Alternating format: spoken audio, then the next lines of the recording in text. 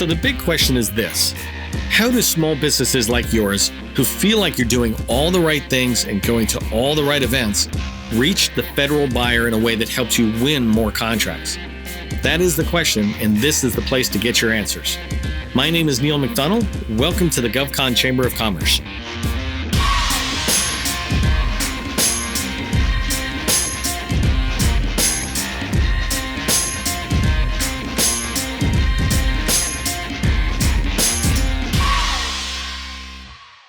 Okay, let's get started.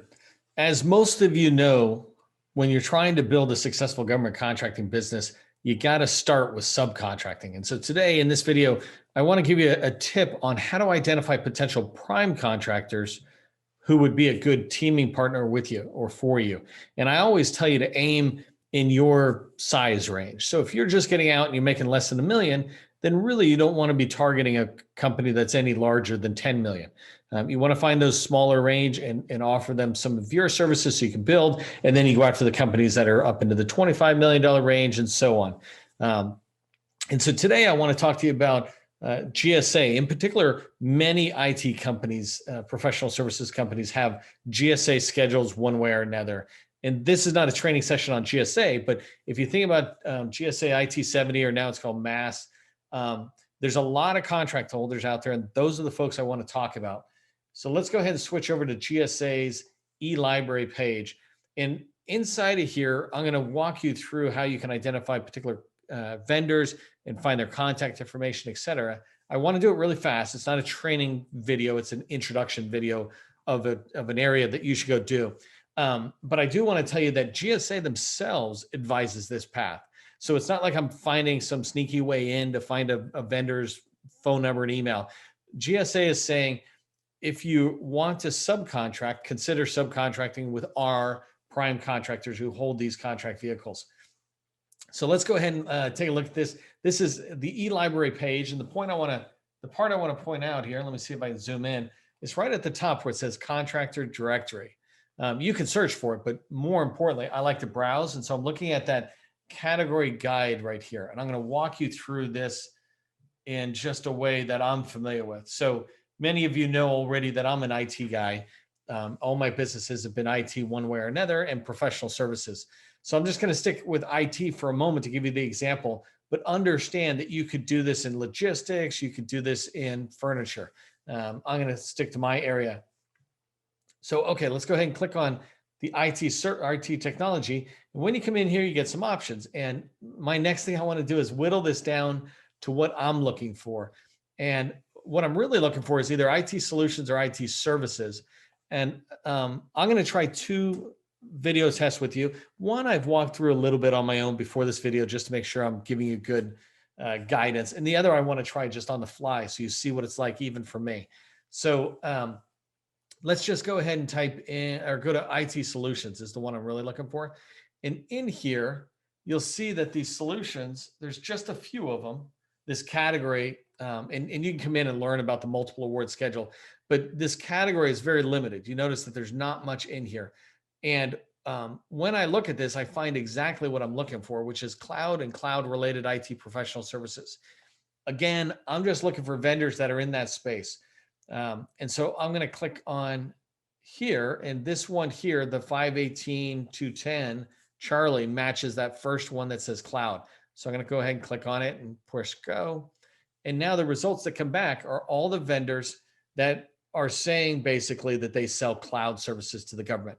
I want to go find them because I do AWS cloud services, let's say, and can do anything in there. And I'd like to find a partner that would allow me to subcontract with them on future opportunities, or maybe even current ones, right? And so right here, you can see, and I don't know how much you need me to zoom in, but I'll try to come in a little bit more. Right here, you see there's 266 contractors, right? And that's great. That's actually, for somebody like me, that's not many contractors. I know I could go through that list in a single day and whittle it down to what I'm looking for. But I'd like to show you some of the filtering that you can do before you even get to that stage. Say you're a service disabled veteran-owned firm, or perhaps you just know that you want to go try to connect with hub zone firms and go that path. I want to show you a couple of those examples. So let's go to SDVO first. SDVO, Service Disabled Veteran-Owned Small Business. I'm going to go ahead and click on that. And when I do, you'll see on this left-hand side, sorry, my zooming capability or my zooming skills are not as good as my IT skills. Anyways, you see, I just went from 260 something down to 24, which is awesome. So now I can begin to go through here and find companies that might be in the space that I'm in. And I would actually look at each one of these, right? You're talking about trying to develop a business that gets you $100,000 in service revenue, gets you $1 million, gets you $5 million in revenue. For you to put in an hour or two or a day or two to dig into these companies and begin to understand which ones are a more natural fit for you, that's something you should be doing. And so obviously you can check out their website, you can check out their ownership on LinkedIn, et cetera.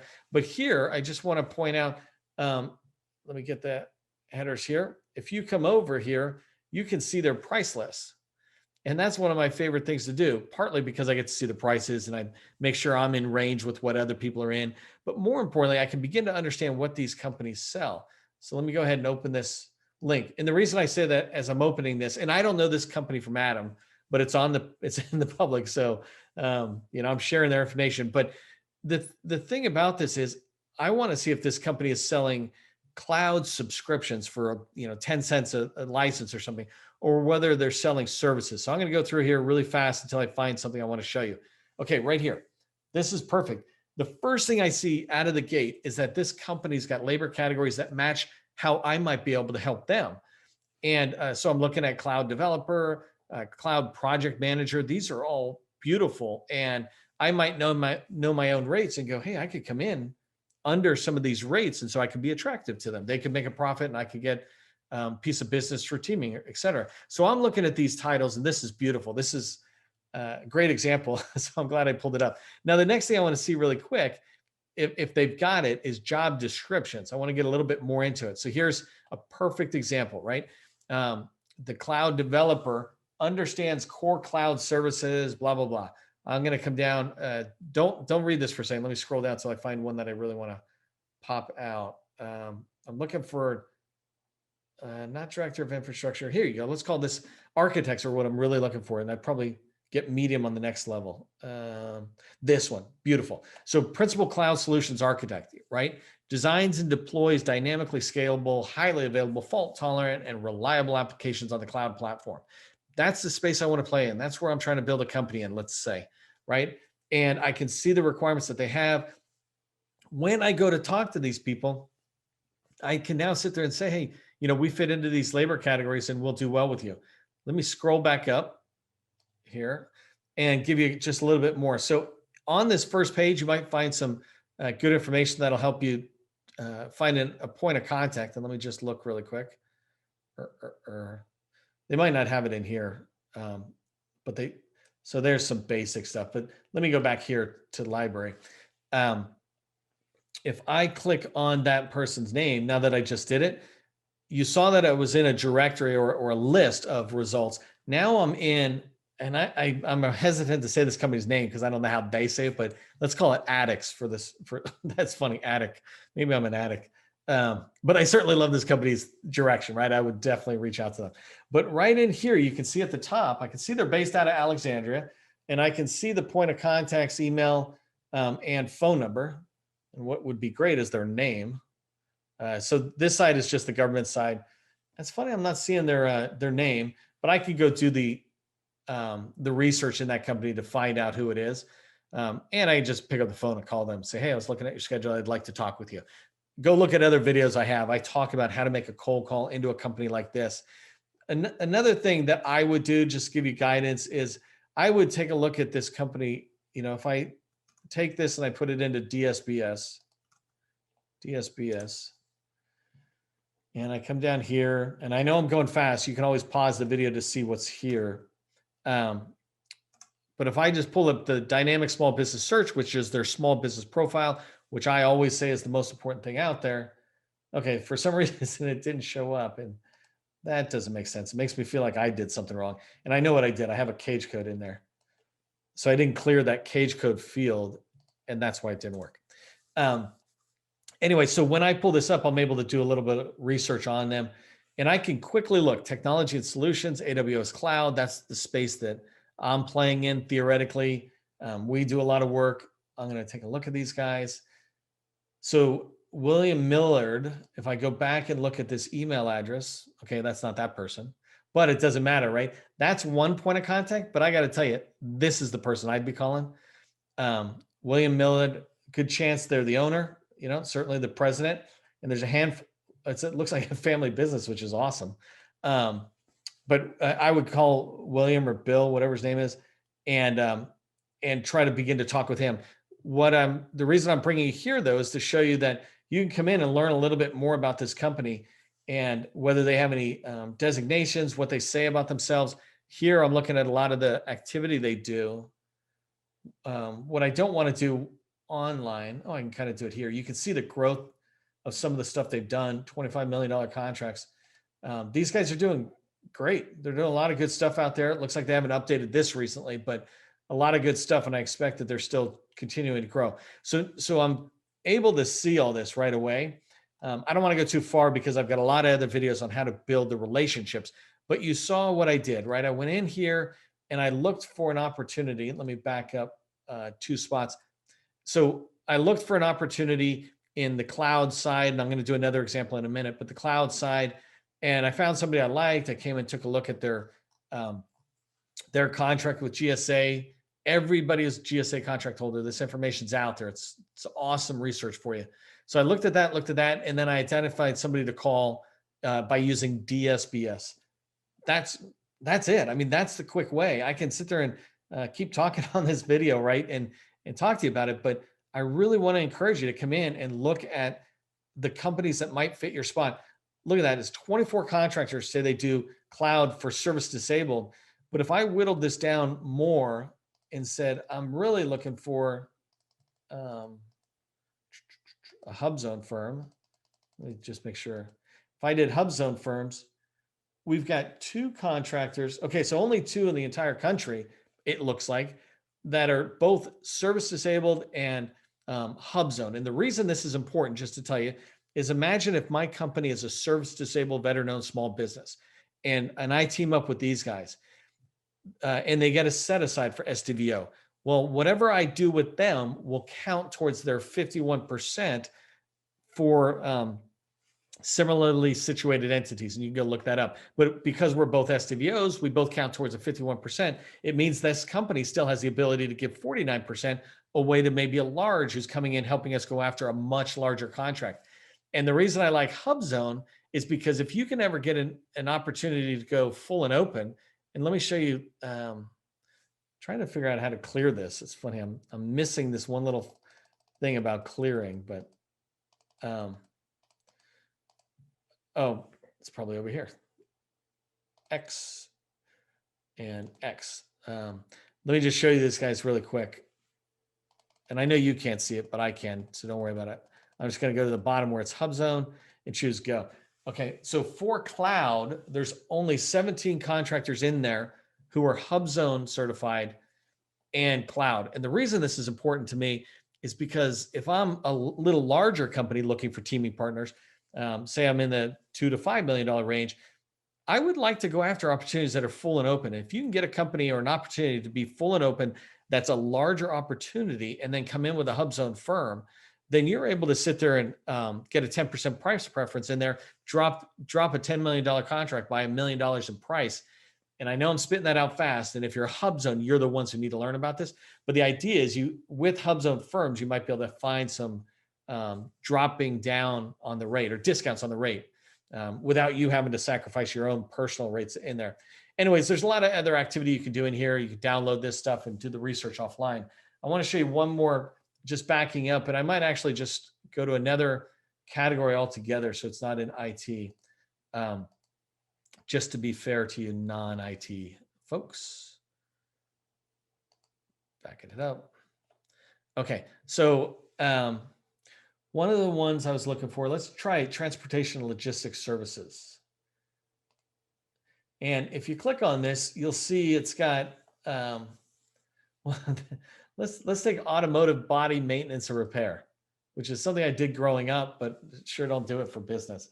The first thing I noticed right away, so there's only two two options for you to choose and you can kind of figure it out. But let's say I'm in the painting side and the windshield, but really body paint. And that's the business. That's what I did on the side. That's what I did in the commercial sector, but I'd like to get in the federal. If I click in here, well, this is fun. This is obviously this is not IT, right? So in here, there's one contractor who's got a GSA mass for paint repair. Now, obviously, I'm going in here with a little less knowledge, but imagine what's going on here. What if you could push a lot of this work wherever it's being done? I don't know where it's being done, but if you find out where this work's being done and you start asking them to push it towards a GSA schedule, then the competition is just really small. I didn't intend actually to give you this example with that limited. That's just too small. Let me try other professional services here. Business. So I was talking with a law firm recently, and they were asking about whether they should go into the government contracting space. So here's professional legal services, right? And if we click on it, this is a little better for them to do research. There's only 21 firms out there, but they're trying to get into the government contracting space. This is a great way to sit there and see if they might team up with some of these companies and begin to build their experience in there. I know this, I think it's this Absolute Technology law firm. If I'm remembering correctly, they just won like a 50 or $100 million IDIQ for legal services. So that would be ideal for a new law firm or new legal firm coming in. But like I said, they can come in here, try to click on some of the rates. And I've never done this with a legal firm, but just coming down really quick. That's funny. These are just registered stuff. Their rates are a little different. So they do them kind of slightly different. One thing that's obvious to me right away is that this firm I chose looks like their dates are their contracts either over or it hasn't been updated. But I can look in here and quickly find the rates and go, okay, I'm a CPA accountant. Would I be okay with that kind of activity? And either yes or no. So this is fun actually because you can see somebody's name in here who they're specifically referencing. I would go in and begin to look at her on the internet and LinkedIn profile, see what she's doing. I might even reach out and say, hey, could I talk? Because I'm trying to get into the business. And obviously she's a point of contact, so it's perfect. Okay, let me pause and just back up to the main site. Let me see if home actually does it. So just a reminder and giving you a task list at the end of this video. If you want to find a teaming partner who can prime contract for you and you bring in your subcontracting services, take a look at the eLibrary for GSA and identify in these category guide, right? These different categories, identify the one that matches you, find the firms that are in your space. You might sit there and say, show me only the people who are in Oklahoma where I live or something. You could do that and identify the folks that are in there. So go try that out and see if you can find them. And remember, if you want to find contact information or research these companies a little bit before you go, obviously you'll visit their website, but remember to go to dsbs.sba.gov and usaspending.gov and put their DUNS numbers into those two tools, and you'll get information back about them to be able to see if they fit what you're looking for from a prime contractor. Okay, if you found this content valuable, others will too. Please give it a thumbs up so they can find it. If you'd like to connect with me personally, do so on LinkedIn. We often do free training webinars and interview federal buyers. Sign up for GovCon Chamber's email list to be notified about these opportunities right here at www.govconchamber.com.